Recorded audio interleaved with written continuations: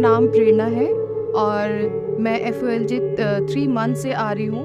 मैं जब यहाँ पे आई थी तो मुझे जिनके साथ में आती थी उन्होंने मुझे बताया कि यहाँ पे हीलिंग की प्रेयर वगैरह होती है और मैं तब से ही अपनी प्रॉब्लम्स को लेके प्रेयर कर रही थी।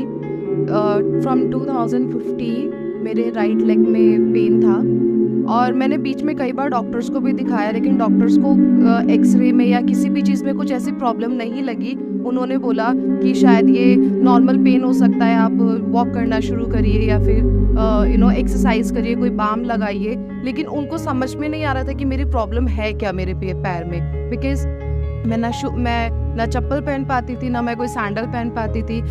मैं बिना शूज़ के या मैं चल नहीं पाती थी, नंगे पैर पे नहीं चल पाती थी। मुझे सिर्फ शूज़ चाहिए होता था कि मैं वॉक कर सकूं। जब भी मैं मैरिज में या किसी फंक्शन में जाती थी, ऑब्वियसली सब लड़कियों को होता है कि हमें कुछ अच्छा शूज़ पहनना है, लेकिन मैं कभी भी सैंडल नहीं पहन पाती थी। अगर मैं पहनती थी तो 1 और 2 आवर्स में मुझे वो उतारना पड़ता था, मैं नहीं पहन पाती थी। और उसके बाद में मुझे पता होता था कि जब मैं इसको सैंडल्स को पहनती हूँ तो मुझे अगले 3-4 दिन या 1 हफ्ता कितना पेन रहने वाला है पैर में। तो वो मेरे लिए बहुत ज़्यादा डिफ़िकल्ट था। इवन जब मैं ऑफिस जाती हूँ डेली तो मेरा काम है ज़्यादातर बैठ के करने का। जब मैं बैठती हूँ 1 घंटा 2 घंटा अगर मैं बैठ जाती हूँ, तो जब मैं उठ के चलती हूँ तो मुझे एटलीस्ट 10 to 15 मिनट का पॉज चाहिए होता था, जिसमें मुझे अपने पैर को रिलैक्स करना होता था, बिकॉज मैं बिल्कुल भी नहीं चल पाती थी। तो मुझे एक पैर से लंगड़ा कर ही चलना होता था। तो मैं क्या करती थी, मैं खड़ी रहती थी ज़्यादातर 10 to 15 मिनट, ताकि मैं अपने पैर को रिलैक्स कर सकूं और उसके बाद मैं वॉक कर सकूं। अगर मैं बहुत ज़्यादा देर खड़ी होकर बैठती थी तो फिर मुझे पैर में पेन होता था। मतलब उठना और बैठना मेरे लिए मुश्किल था इस सीधे पैर से।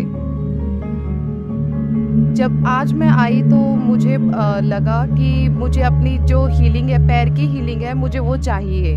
जब पास्टर अंकित प्रेयर कर रहे थे तो उन्होंने वर्ड रिलीज़ करा था कि आप जिनके तलवे में प्रॉब्लम है वो ठीक हो जाएगी। तो मैं भी जब प्रेयर कर रही थी तो मुझे लगा कि आज मैं बिना हीलिंग के नहीं जाऊंगी।